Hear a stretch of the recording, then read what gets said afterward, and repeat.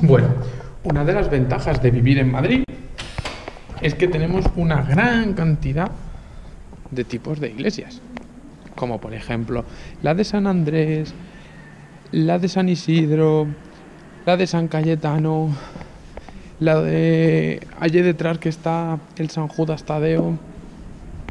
Y entonces, ¿nunca habéis pensado, cuando vais a ver una iglesia o cuando vais a definir qué estilo arquitectónico es, qué estilo tiene,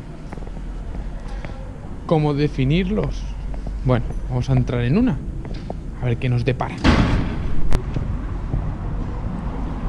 Dos de los estilos más fáciles y más difíciles a la vez de diferenciar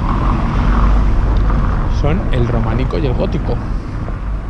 Románico, gótico, diferencias, similitudes, qué tienen de igual, qué tienen de diferente, qué les definen y qué no.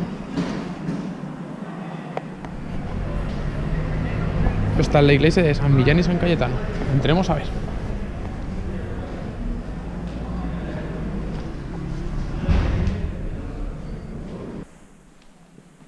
Los muros, los arcos, qué diferencia el románico y el gótico. ¿Qué tienen de similitud? Románico, siglo XI, gótico, XII y XIII. Los arcos tan distintos, las ventanas, la luz. ¿En qué se basan? ¿En qué se diferencian? Es lo que vamos a aprender hoy. ¿Cómo consiguen los distintos estilos arquitectónicos aguantar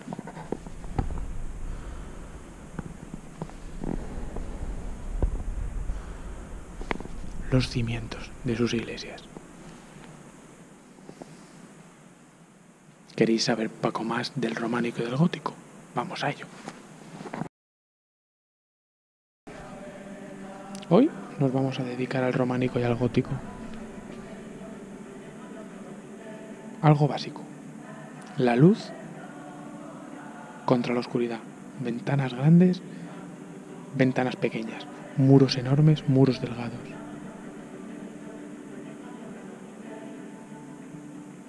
Dios es la luz y lo querían hacer ver en el gótico.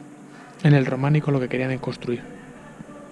Hasta que la burguesía se metió en el gótico y puso mucha pasta y los arquitectos empezaron a hacer las cosas mucho mejor.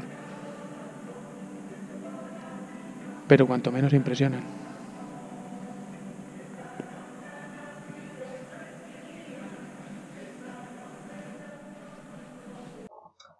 ¿Vale? Deciros que la iglesia que hemos visto antes era esta que está aquí, Parroquia San Millán y San Cayetano, que es de estilo barroco, que ya la veremos. Pero como veis, no os he exagerado cuando os decía la cantidad de iglesias que hay en el alrededor en mi barrio, ¿vale? Bueno, como veo que hay dudas entre el románico y el gótico, cómo diferenciarlos, a pesar de que yo creo que después de estudiarlo un poco es bastante obvio, tener claro, vamos a empezar por el románico, muy importante. Entonces, para empezar por el románico, a partir del siglo XI, bien, es el primer gran estilo internacional de la época medieval. Bien, es un continuador del arte romano, que se llama románico, es su, por decirlo así, su 2.0, su siguiente paso, y os voy a explicar tres fundamentos históricos. La imposición de una misma estructura de poder político, de organización económica y social, el fenómeno de las peregrinaciones y el monopolio de la Iglesia cristiana en toda Europa con un mismo criterio de creación artística, fenómeno ligado principalmente a la expansión del monacato. ¿Vale? Bien, estos son unos fundamentos históricos para ir viendo un poco cómo se ha ido desarrollando. Bien, vamos a ver, la arquitectura. De la arquitectura decir que es meramente religiosa. Luego en el gótico veremos que se desarrolla, pero ahora mismo es meramente religiosa, ¿vale? La iglesia manda, la iglesia se impone, la iglesia domina y además de todo el poder también tiene el dinero, con lo cual, ¿qué hace con el dinero? Invertirlo en estas obras, en esta arquitectura, en esta cultura, que eso que le da poder y le da sensación al pueblo de que el poder está en la iglesia.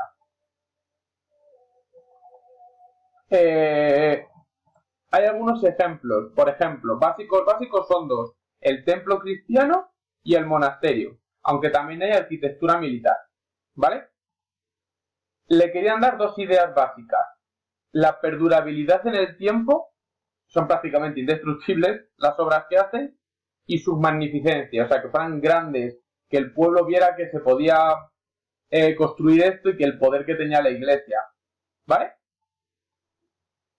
Os voy a enseñar la planta de una iglesia. Aquí ya tenéis la planta de la iglesia, ¿vale? Que se vea bien.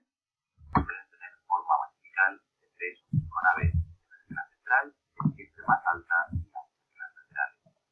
Cuentan además con crucero, cabeceras de ábsides circulares y pórticos a la entrada. Vale, voy a enseñar esto un poquito más. Vamos a colar un poquito más esto. Ahí tenéis las dos ábsides, el crucero, la nave lateral, una arriba y una abajo, el ábside, el coro presbiterio, el deambulatorio. Bueno, iréis viendo un poquito lo que viene siendo la planta, ¿vale? Ahí lo tenéis más o menos encuadrado y aquí tenéis la otra parte, ¿vale? Os preguntaréis cómo conseguían que esto no se cayera. Pues os voy a enseñar cuál era su gran truco, y no es otro que hacer unos enormes muros.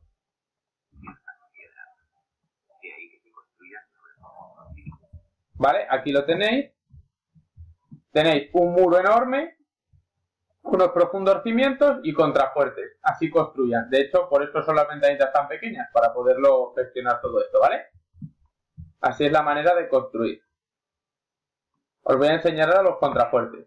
Que sean de doble pared, muy gruesos por tanto, y que por ello mismo las ventanas que se abren sean pocas y estrechas, para así no minorar la respuesta de la pared. Y por ello que el muro prevalece sobre el vano. Para mayor refuerzo, ponen grandes contrafuertes positivos al exterior. Al interior, el sistema de... ¿Vale? Esos serían los contrafuertes que hay por fuera. Bien.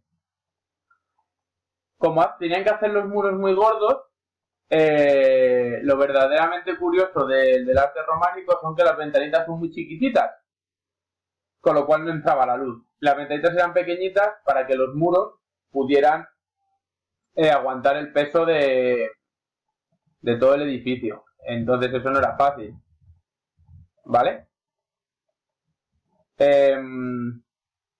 Os voy a enseñar el interior de la iglesia para que la veáis por dentro.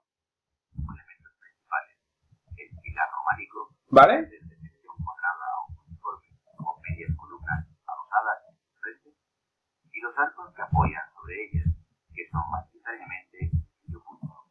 Los transversales al eje de la nave se llaman fajones, y los que siguen el eje, orfeos. Vale. Os voy a enseñar ahora una de las innovaciones más grandes que tuvieron, uno de en lo que se apoyaban más para gestionar la interior de las iglesias, que es este.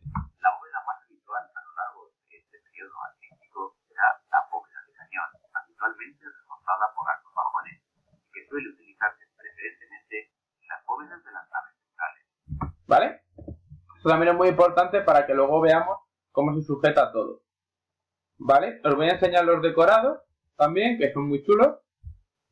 Motivos decorados y geométricos, y algunos elementos característicos como los castillos, el ajedrezado jaqués, la decoración de bolas o los monillos de rollo. ¿Vale? Bien, ahora nos vamos a ir un poquito más adelante y os voy a enseñar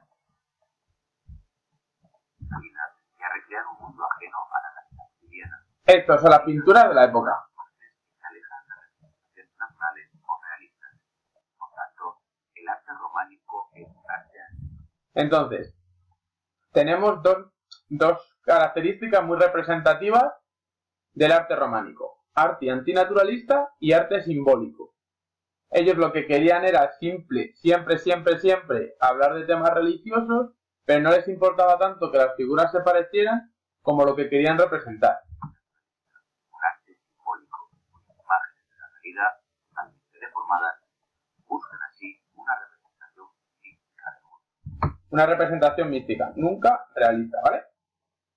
Esto es muy importante. Os voy a hablar ahora de una cosilla que me ha llamado mucho la atención, que es el arte anticlásico. Vale, aquí lo tenéis. La esencia clásica, basada en la búsqueda de la perfección, equilibrio de la armonía, la perfecta reconstrucción anatómica, del ritmo gestual y físico, transforma ahora en un arte de formas desproporcionadas, de figuras esquematizadas, lleno de convencionalismos en sus representaciones, que huye de mostrar la realidad como la captan nuestros sentidos, tratando, por el contrario, de mostrar un mundo espiritual y divino. Vale, esto es lo importante. Al final es demostrar casi para que la gente se lo imaginara más que para que la gente lo viera. Entonces lo importante era lo que irradiaba, el espiritual, lo divino. No, lo importante no era si eran reales o no. Entonces son muy representativas estas imágenes de la época. De hecho veréis como en esta imagen de aquí,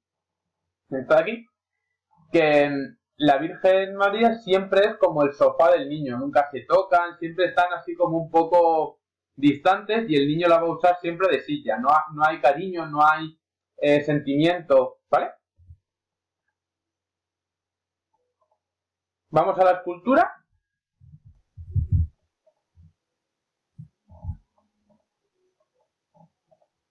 Una adaptación al marco arquitectónico en que la escultura es un elemento subordinado y realmente complementario.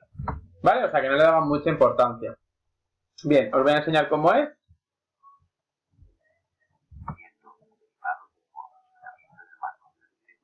Muy rígido. Austero. Y su rico contenido simbólico. Muy frontal, muy directo.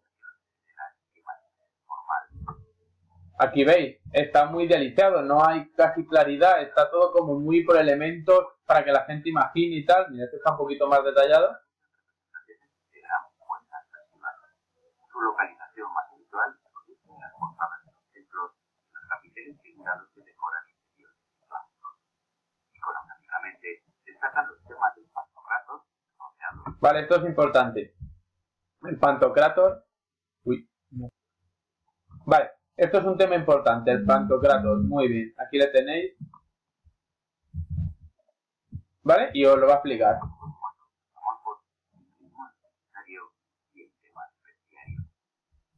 Existe también una escultura de pequeñas tallas realizadas en madera o marfil, cuyos temas más característicos. Vale, esta es la escultura de Senta. Ahí está Dominic y la Virgen con el niño, representada como de otro honor. Lo que os he contado antes de la Virgen. Bien, esto sería la pintura. Que la hacían en madera, acordaos, ¿vale? En retablo, vamos. Y todo siempre temas religiosos. Sobre tablas, ¿vale? Sobre madera, sobre retablos. ¿Vale? Para decorar, para divulgar la palabra de Dios, las escrituras casi siempre del Antiguo Testamento, ¿vale?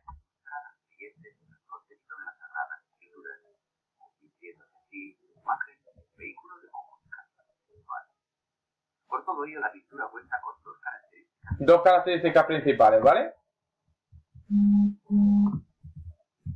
Carácter simbólico y sentido narrativo, ¿vale? Con un simbolismo, seguramente también intentaban hacerlo fácil a la gente, porque en esa época pues, ni sabían leer, ni casi tenían cultura. Entonces, cuanto más esquemático lo pusieran, la gente, bueno, tomaría un poco de conciencia de lo que les estaban intentando enseñar, ¿vale? Un ejemplo más. Ay, qué bonita la cúpula. Y en la parte de arriba.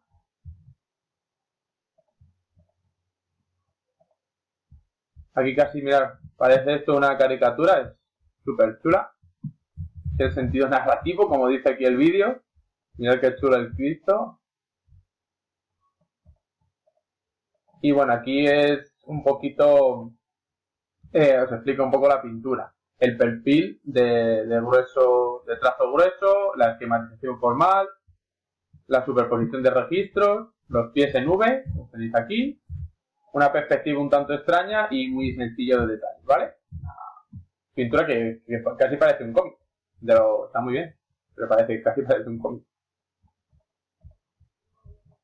Luego vemos también que tiene simetría, mucha intensidad del color para que llame la atención, dosis de hieratismo, rigidez y de frontalidad. Yo creo que es frontalidad, pero bueno, de frontalidad, ¿vale? Como que está frente y que está ahí, que está como muy puesto, ¿vale? Luego también es muy importante la jerarquización, estamos hablando de temas muy importantes, ¿vale? Así que la jerarquización es muy importante y la jerarquización espacial, ¿vale? Cómo está colocado todo, Dios por encima, cómo se le sitúan alrededor, como hemos visto antes en el Pantocrator, aquí en el Pantocrator, como lo importante está en el centro y San Juan, San Lucas, San Marcos y San Mateo pues están alrededor, ¿vale? Bien, pues esto es el arte románico, ¿vale? Como ejemplo del arte románico, para que todos lo entendamos mejor, nos vamos a ir a las pinturas de San Clemente de Taul, ¿vale? Como veis aquí abajo. Lo primero que quiero es que oigáis un momentito Ego sum lux mundi. Yo soy la luz del mundo. Esta es la inscripción que aparece en el libro que el Cristo en Majestad de Taul sostiene en su rodilla, mientras bendice con la mano derecha. Vale, muy curioso. Él es la figura central de este ábside internacionalmente famoso, cuya iglesia, San Clemente de Taul, fue consagrada el 10 de diciembre de 1123 por el obispo Ramón de Roda de Ribagorza. Vale, esta la que hemos visto antes, la hemos desgranado un poquito. Bueno, pues es la figura principal, ¿vale? Vamos a desgranar un poquito más esta pintura, ¿vale? Entonces, os cuento. Vamos a empezar desde aquí. O la venida de Cristo al final de los tiempos, basada en el texto del Apocalipsis. Cristo aparece en el centro, dentro de la mandorla. La imagen está basada en la abstracción y el antinaturalismo, con los contornos marcados de manera contundente, los colores lisos, las facciones de la cara rígidas y severas. Tiene un aspecto solemne e imponente. Se trata, pues, de reflejar aquello invisible y sobrenatural, mediante formas que se alejen de lo natural. Que se alejen de lo natural, que sean entendibles y que nos acerquen cada vez más a lo divino, para que la gente que lo vea no es que traiga sus propias ideas, pero sí que se haga una idea de lo que el artista está intentando representar. Alrededor se ha representado el tetramorfos, es decir, los símbolos de los 4 evangelistas, en una composición muy original. En la parte superior aparece el ángel de Mateo y un segundo ángel que sostiene un águila, símbolo de San Juan. En la parte inferior, 2 ángeles más sostienen el león y el toro, símbolos de Marcos y Lucas, en sendos medallones. Más abajo el muro está ocupado por la representación de la Virgen María y de los apóstoles. ¿Os acordáis lo que os he dicho antes? La jerarquización según niveles. Va poniendo lo más importante, el de lo que estaba rodeado y luego por debajo lo demás. Y en el centro del arco triunfal se puede ver un círculo con la mano de Dios y la representación del Cordero Apocalíptico, con los 7 ojos según el texto. Habéis visto todo con mogollón de simbolismo y todo con muy visual y muy fácil de interpretar. Texto del Apocalipsis. En el muro izquierdo aparece la parábola del pobre Lázaro y el rico Epulón.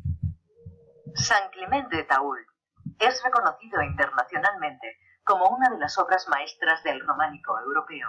Vale, eso que os quede muy claro. Si alguna vez podéis ir, está muy bien para poderlo ver y además está muy bien para poder entender la pintura románica, ¿vale?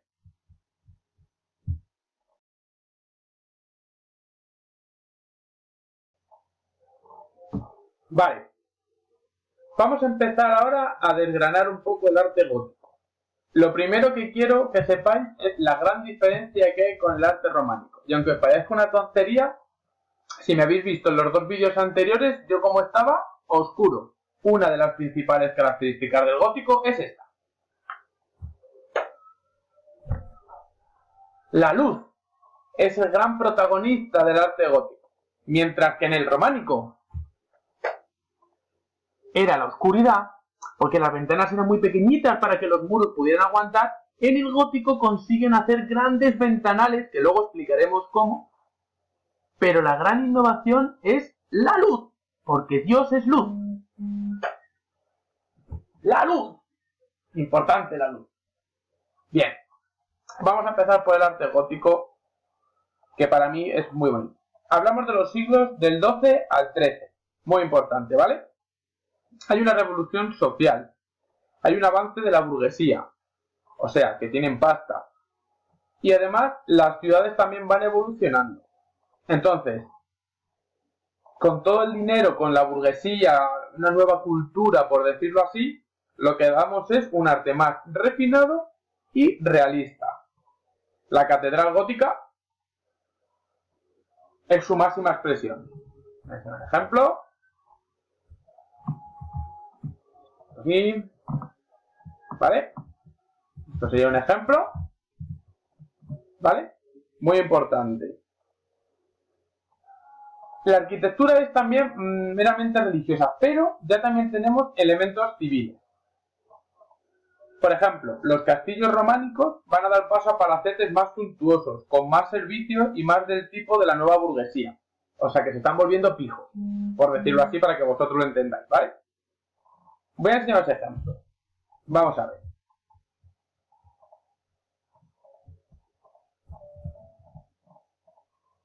Qué bonito. Un edificio que responde a las nuevas sensibilidades religiosas que defiende la burguesía. La burguesía, dinero, poder, y ya empiezan a meterse también en las construcciones. La catedral viene definida por dos criterios principales. Vamos a hablar de la catedral gótica, y nos va a decir dos características principales. En primer lugar, su monumentalidad, que la convierte en un edificio de grandes dimensiones y elocuente grandiosidad. ¿Vale? Y lo que os he dicho antes, la luz. Antes eran ventanitas pequeñas y ahora son ventanales por todos sitios y entra la luz por todos sitios. En segundo lugar, un nuevo concepto de religiosidad cristiana que va madurando en este periodo y que entre otros criterios establece una relación filosófica. Aquí lo que yo os decía, el simbolismo de la luz. Entre el concepto de Dios y el simbolismo de la luz. La luz, Dios es luz, Dios es lo que entra por la ventana. Tú cuando entrabas en esas iglesias en el siglo XII o XIII tenías que flipar en colores. Y nunca mejor dicho, porque fijaos, el ventanal, o sea que nunca tiene el ventanal, la luz que entra y lo bonito que es. Se acabó lo oscuro, se acabó todo lo románico. Lo gótico es luz. De tal forma que para la mentalidad de la época, Dios es luz. La concepción espacial del nuevo templo cristiano. Fijaos, la luz que entra por todos sitios. Impresionante en aquella época entrar en estas iglesias. Tenía que ser una pasada. Bueno, lo es hoy en día también, Humanamente a este criterio. Por ello, el espacio interior de la nueva catedral se va a diseñar como un espacio que se llene de luz, que se llene de Dios. Algo muy difícil de conseguir con el sistema de construcción que se había seguido en los templos románicos. ¿Vale? Entonces, esto es lo primero, lo básico, lo más importante. Cambiamos las ventanitas pequeñitas para que los muros puedan aguantar a una nueva construcción en la que nos permite una gran ventanal. Y pensaréis, ¿y cómo lo hicieron? Os lo explicaré después.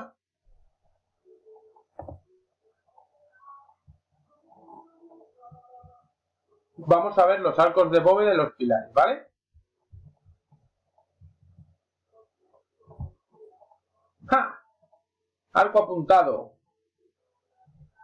Esta es la clave, amigos. Y permitir así la entrada generosa de luz. La luz, siempre la luz. Utiliza un nuevo tipo de arco. Ah, aquí está la nueva innovación. El arco apuntado. El arco apuntado, más eficaz en la transmisión de pesos.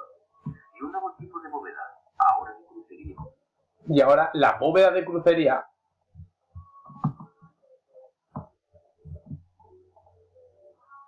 Siempre pensando para avanzar. Impresionante los arquitectos de esta época. Acordados, siglos XII y XIII. Imaginaos los problemas que tenían para construir las iglesias con estas alturas. Cuyos apoyos recaen sobre pilares fasciculados. Aquí estamos. Fijaos los pilares que hacían. Se llamaban pilar fasciculado. Bueno, se llamaban no. Más complejos que los cruciformes. para que ya no sean los muros. Aquí hay un dibujito que se explica más o menos como el peso de la bóveda, que es justo donde tengo yo la cabeza, ahí, el peso de la bóveda, los arbotantes, su función y luego el reparto de los pesos hacia abajo. ¿Vale?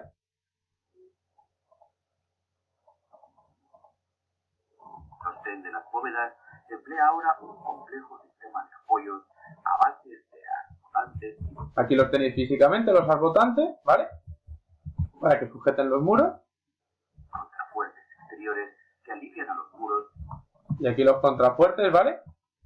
Para que también veáis un poco cómo ha conseguido que esto no se cayera. Y permite que se abran grandes ventanas laterales. Esto daba paso a los grandes ventanas. Además, se sigue utilizando la planta de cruz latina. Bueno, aquí tenéis la planta, ¿vale? Es muy parecida a la del románico, ¿vale? Para construirla por dentro. Nave, crucero destacado en planta y cabecera hipertrofiada, con girola, a veces de doble pasillo y capillas radiales. En alza, ¿Vale? Aquí tenéis la doble girola. Vale. Aquí tenéis la doble girola, ¿vale? no se abren tribunas y triforios. Aquí tenéis las tribunas y los triforios, ¿vale? También para que lo veáis todo. El aristorio constituye el nivel de grandes ventanales que coronan los muros laterales y que paulatinamente... Traistorio, tribuna... En las Fijaos qué fachadas, preciosidad, ¿eh? Cómo entra toda la luz. Qué impresionante es esto, ¿vale? Aunque cambio con el románico. Qué cambio de luz, qué cambio de ideas. Y ya cuando veamos los siguientes arcos, lo vais a definir del todo. Os voy a enseñar el exterior, ¿vale? y una decoración exterior cada vez más abundante y recargada, donde junto a los volúmenes arquitectónicos, como los contrafuertes o los arbotantes, se añaden motivos ornamentales como pináculos, gárgolas, rosaletes. Vale, esto de las gárgolas es un punto curioso, que aparte de ser simbólico, también valía para echar el agua afuera, que el agua no entrara en los muros y no reventaran, ¿vale? Olvidar la importancia de la escultura, que tiene un papel protagonista en la decoración exterior. La arquitectura gótica tiene su origen en Francia, donde son numerosos los ejemplos más monumentales y conocidos. Vale, esto es impresionante, muy bien. En las artes plásticas vamos a hablar de pragmatismo y nueva sensibilidad religiosa, que dan como resultado tres cosas: naturalismo, realismo y tradición clásica. O sea, volvemos otra vez a que todo se parezca a nosotros. Ya dejamos los simbolismos y vamos al naturalismo, a la realidad. Vamos a lo importante. Vamos a ver la escultura.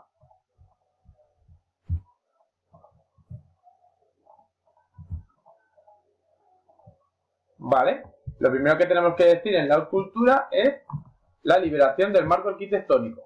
¿Vale? ¿Aquí tenéis un ejemplo? Una progresiva liberación de las piezas del marco arquitectónico, así como a cambios en el tratamiento gestual en las iconografías utilizadas, aunque dentro siempre de una marcada temática religiosa. Siempre acordados de la temática religiosa. Acordados. Acentúa el sentido volumétrico de las figuras. Aquí os voy a enseñar que ya, o sea, esto ya va cambiando. Tienen un mayor sentido volumétrico, hay unos pliegues muy perfiladitos y una elegancia además súper bonita que además da sensación casi más de arte clásico, ya que hemos olvidado el románico. Se perfilan los pliegues en los paños, jugando con su oculusidad y elegancia. Se abre paso un mayor naturalismo en la expresión. Fijaos qué expresión comparada con las de antes. Es prácticamente una cara que dan ganas de acariciar. Se recupera el canon de proporcionalidad, produciéndose Y volvemos otra vez al contrapuesto que ya hablamos en otra clase. O sea, fijaos ya cómo están con las figuras así otra vez, tal. Volvemos al arte clásico. incluso un contrapunto compositivo. Varía también la temática, que conserva una intención didáctica, aunque bajo una distinta concepción cristiana. ¿Vale?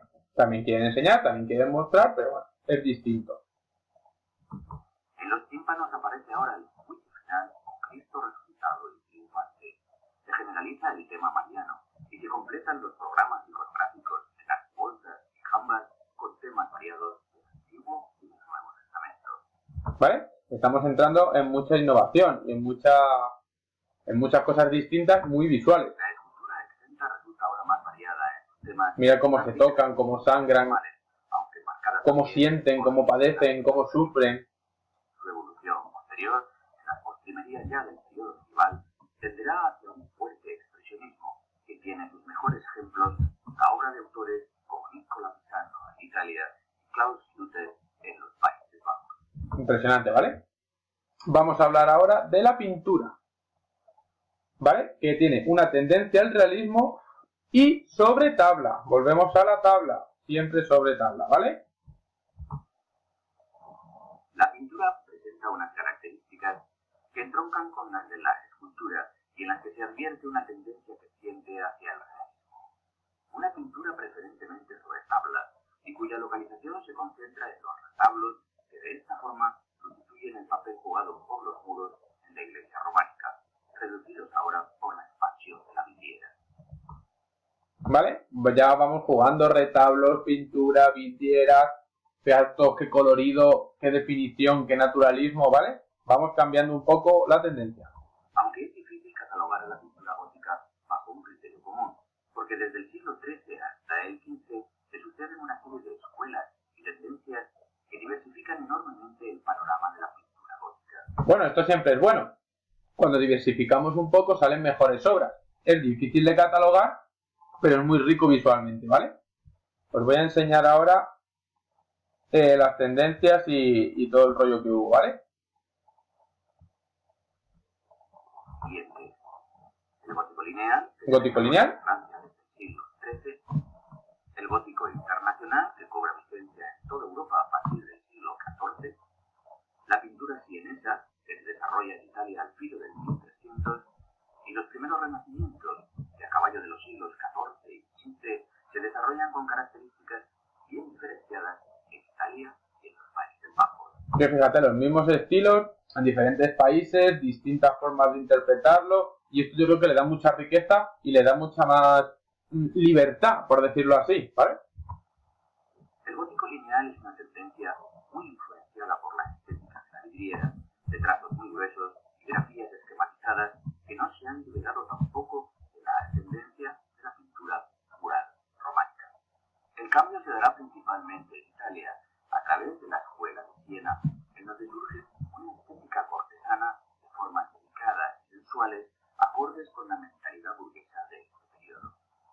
Desde allí la influencia italiana se extiende por Europa, dando lugar ya en el siglo XIV al denominado por ello estilo internacional, que insiste en formas cada vez más realistas, ganando en la utilización de recursos perspectivos. Fijaos qué maravilla, ¿vale? Cómo se nota todo el mundo, cómo miran, cómo sienten, cómo parecen, es impresionante. Cuyo estilo detallista y minucioso persiste en ese característico tono cortesano y exquisito. ¿Vale? Hasta aquí el estilo gótico.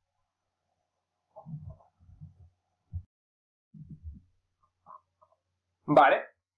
Una vez que hemos...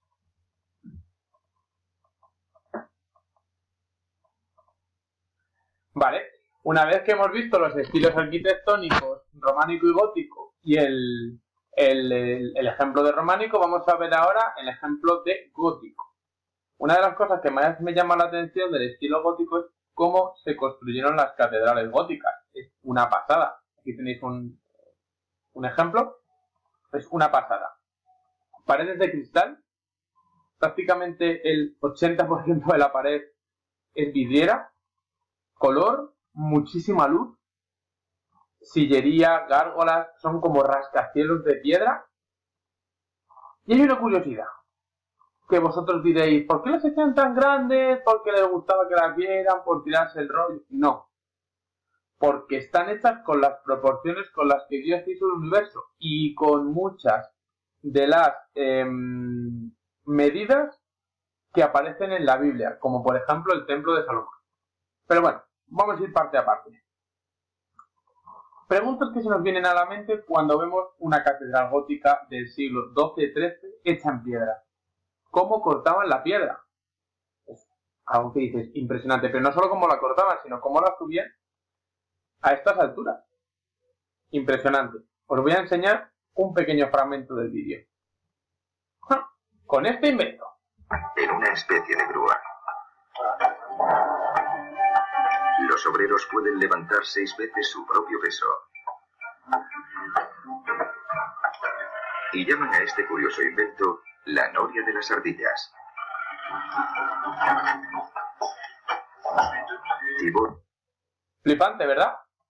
Bueno, más cosas impactantes que hemos visto en el gótico. La luz como símbolo de Dios.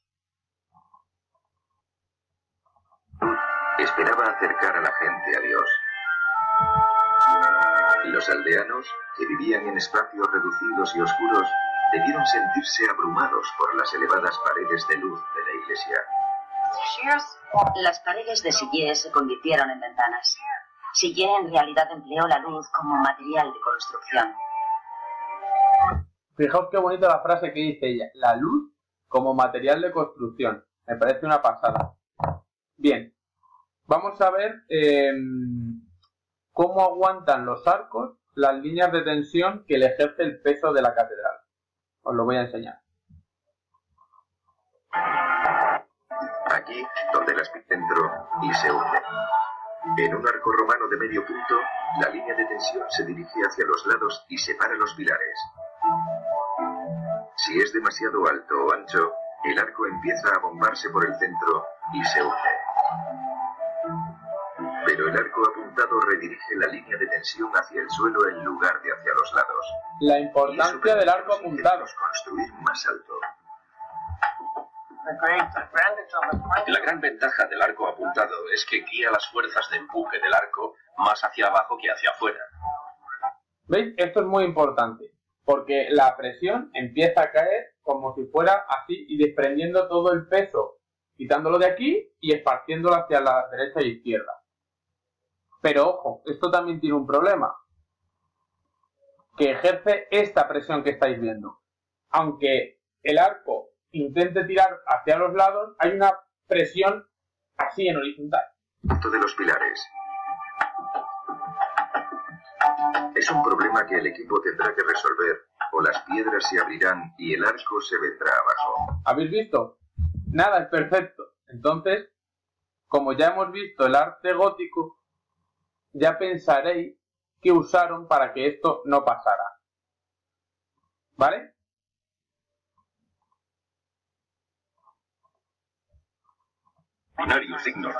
Os voy a enseñar en una iglesia real el producto de esa tensión que puede hacer que se caiga la catedral. Estructural del edificio. ¿Veis las grietas? Eso se puede caer en cualquier momento. Y tener en cuenta que como el mortero era lo que unía las piedras junto con la propia presión que ejerce el castillo, la iglesia, la catedral, como se caiga una piedra, todo va para abajo.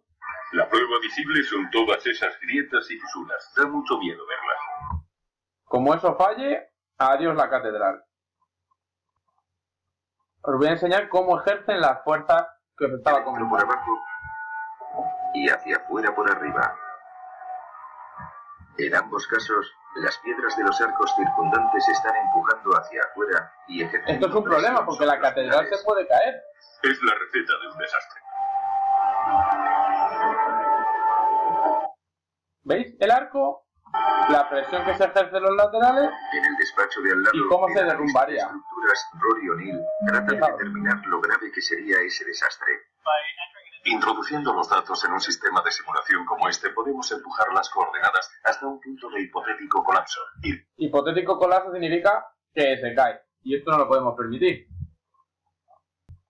Vamos a comparar el ejemplo que ha hecho el informático con lo que está pasando en la iglesia que tenemos en cuestión. La maqueta virtual revela que las grietas se formaron porque el arco empujó el pilar a un lado. O'Neill. Esto es lo que puede pasar A continuación. en la iglesia que estamos estudiando, con lo cual Momento en que cedería y todo se vendría abajo. da un poco de mal rollo.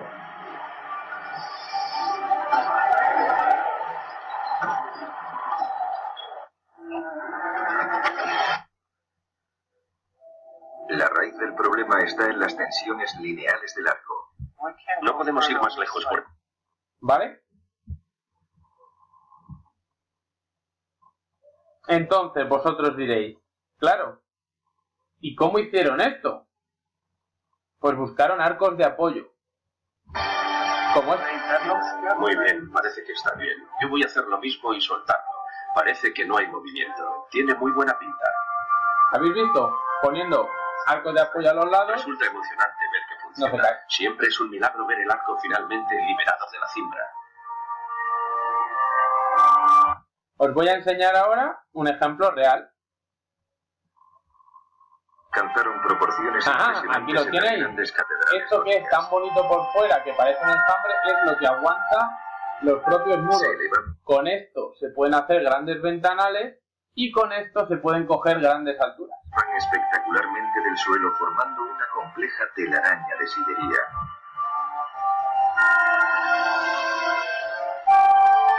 Con lo cual el gran hallazgo es el arbotantes. Junto al arco apuntado, el arbotante fue la segunda innovación del gótico que El arco y el arbotante. ¡Ja! permitió a los arquitectos medievales captar la luz del cielo y alcanzar alturas celestiales.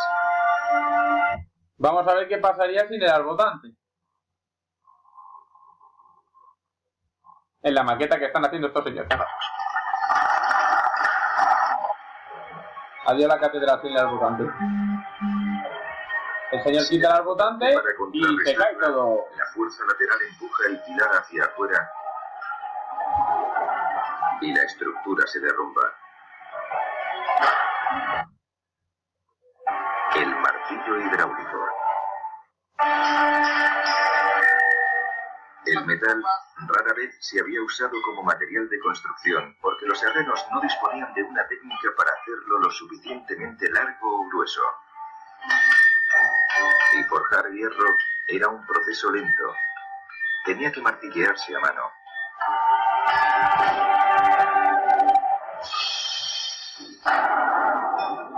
Entonces, a principios del siglo XII, los monjes reinventaron una antigua herramienta griega, el martillo hidráulico.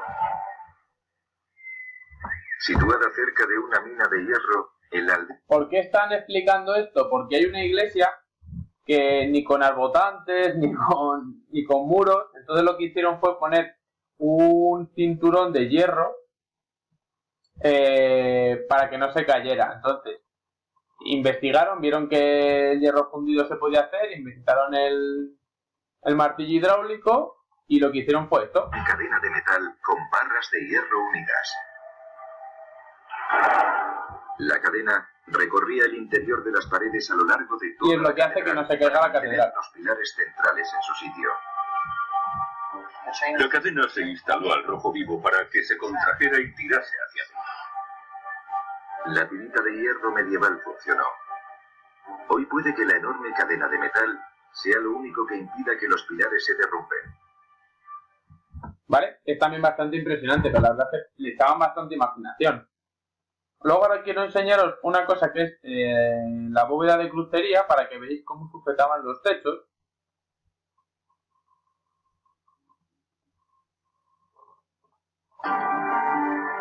Ahí lo veis. Está hecha con dos arcos apuntados que se cruzan. Esto es. La bóveda de crucería traslada el peso del techo a los pilares para que los muros no sostengan la carga. Eran inteligentes a pesar de la época, ¿eh? Como las fuerzas se concentran sobre estos nervios, entre este punto y ese otro se pueden abrir ventanas. La bóveda de crucería es la tercera innovación del gótico.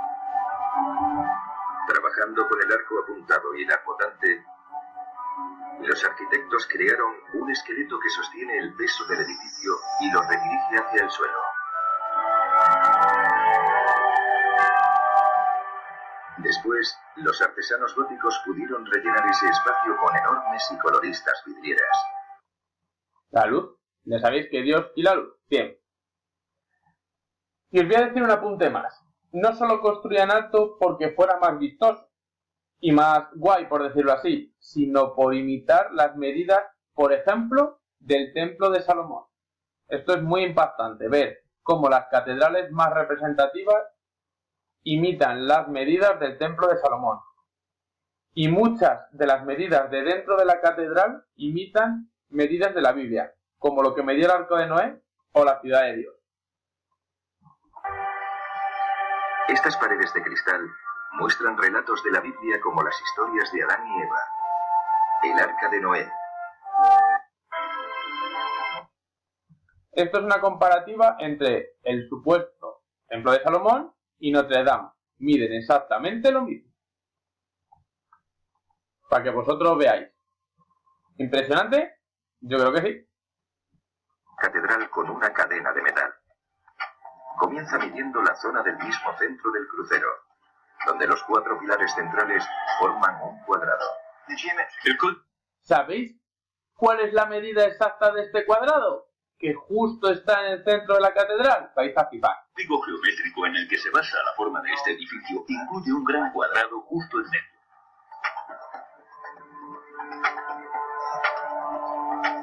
Por los constructores de Amián. 50 también es una cifra importante en la Biblia. Dios le dijo a Noé que construyera un arca de 50 codos de largo para salvarse del diluvio. O sea que el centro de la iglesia mide lo mismo que Jesucristo le dijo, que Dios le dijo a Noé para que midiera el arca. Estoy flipando, ¿a que sí? ¿A que ahora cuando entréis en una iglesia no os va a parecer lo mismo? Bien, vamos con las artes plásticas, chicos, de estos dos pedazos de estilos arquitectónicos, escultóricos y pintóricos. Vale, vamos a empezar el primer Art Attack. En este caso va a ser un Art Attack de pintura. Tenemos dos retablos. Retablo románico, retablo gótico. Y como veis, están en blanco y negro. ¿Por qué están en blanco y negro? Porque les vamos a dar el color según su estilo, por todo lo que hemos estudiado en estos días. Bien, empezamos.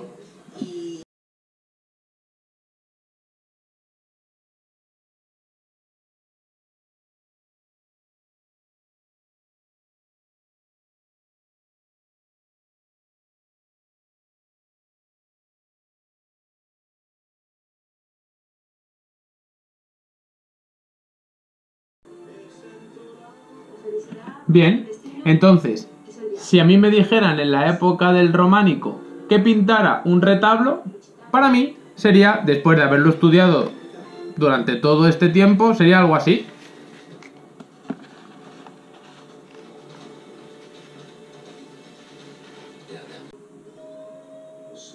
Si por el contrario me dijeran que tengo que pintar un retablo gótico, lo tenemos aquí en blanco y negro.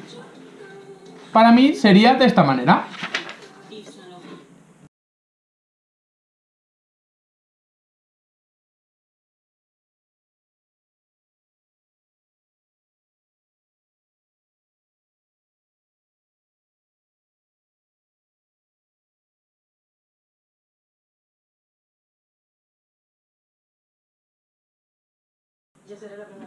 Y este es el resultado si me pidieran que hiciera un retablo gótico.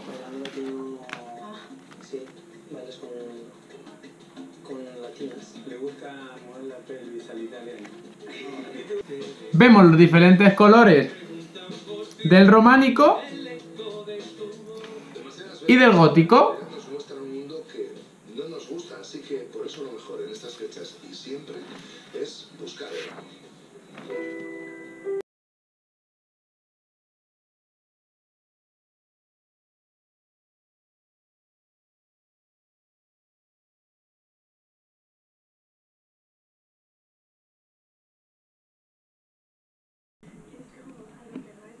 ¿Vale? Después de ver la pintura, vamos a ver la arquitectura, para lo cual tenemos una iglesia gótica típica.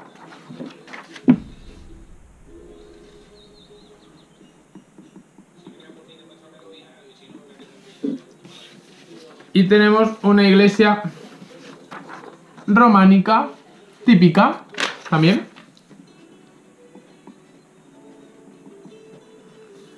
Lo que vamos a hacer es cortarlo con tijeras para que luego sepamos en cada marco colocar las que son de su tipo. En el marco de la gótica, los elementos góticos, en el marco de la románica, los elementos románicos. Pero para dificultarlo tenemos además una iglesia barroca de una iglesia más moderna, más de otro estilo, ¿vale? Entonces,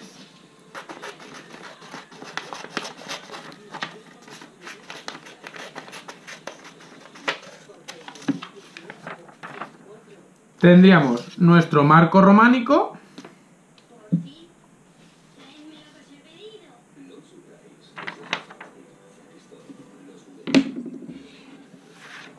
y tendríamos nuestro marco gótico.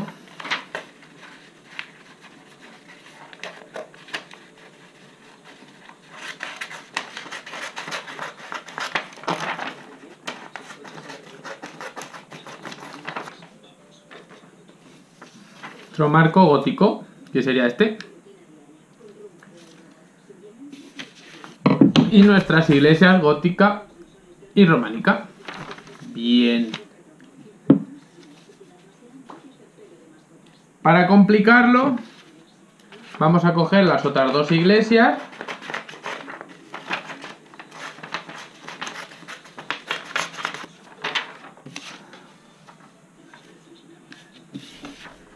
Vamos a recortar las iglesias en cachitos, pero primero cogemos nuestros marcos. Aquí tendríamos el marco románico y aquí tendríamos el marco gótico. Cogeríamos una de las iglesias, cachito, un cachito, dos cachitos, cuatro cachitos. Cogeríamos otra iglesia,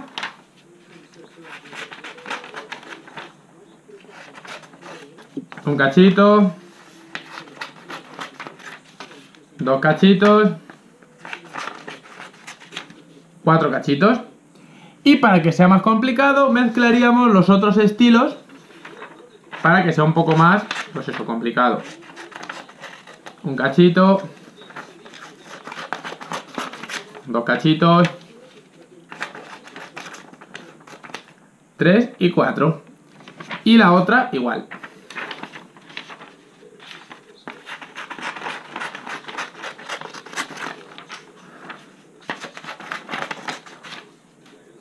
¿Vale? Y ahora tendríamos todos los cachitos revueltos. Todos los cachitos revueltos, revueltos, revueltos, revueltos, revueltos. Bueno.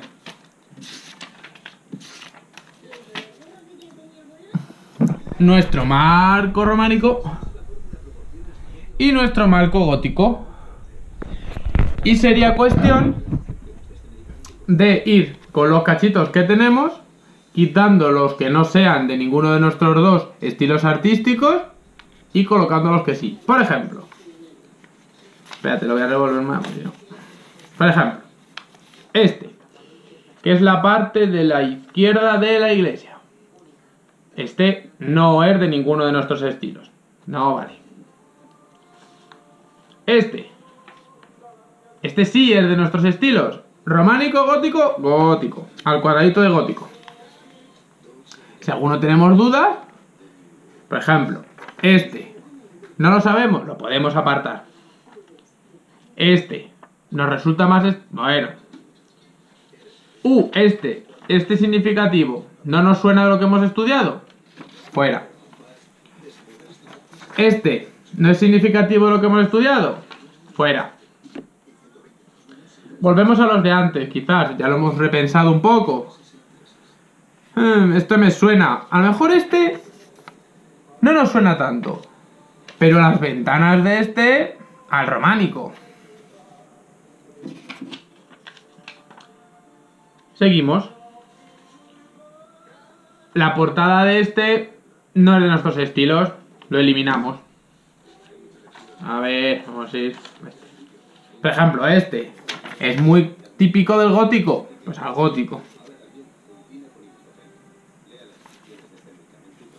Este, también muy típico del gótico, pues más al gótico. Y por último, este, que es del gótico.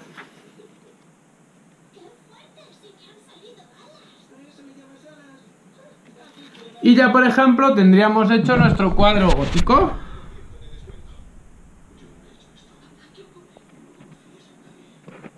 Bien. Una vez que hemos hecho nuestro gótico, vamos a ver si conseguimos acabar nuestro románico. Pista. Tiene unas ventanitas arriba pequeñitas. Ahí estamos. Esto es del románico. Desechando estos dos,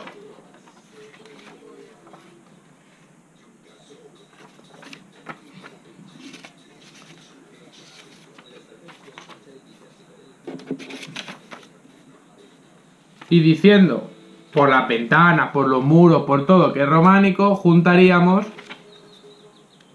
también nuestro cuadro románico.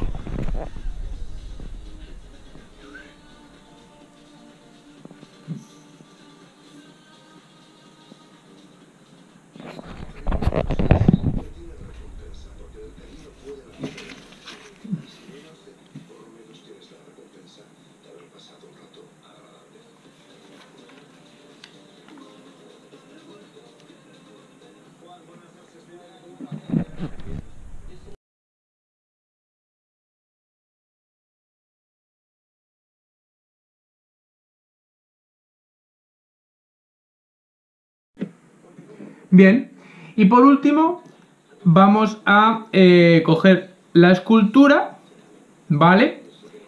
Y la vamos a pintar para desarrollar nuestras dotes pictóricas. Tenemos dos lienzos en blanco y un lapicero. Tenemos una obra románica y una obra gótica. Para la románica no sé lo que voy a tardar. Para la gótica me temo que mucho.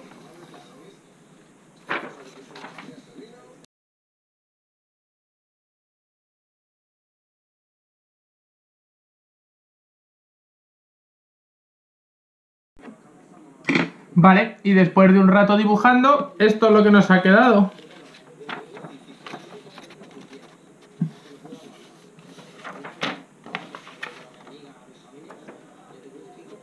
No está mal, ¿no?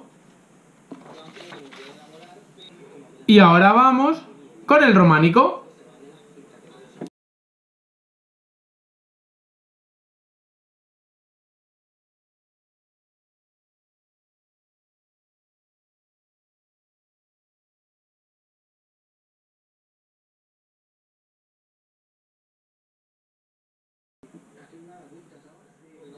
Bueno, y ahora ya hemos hecho nuestra escultura pintada. Aquí tenemos. Y bueno, hasta aquí hemos llegado, amigos.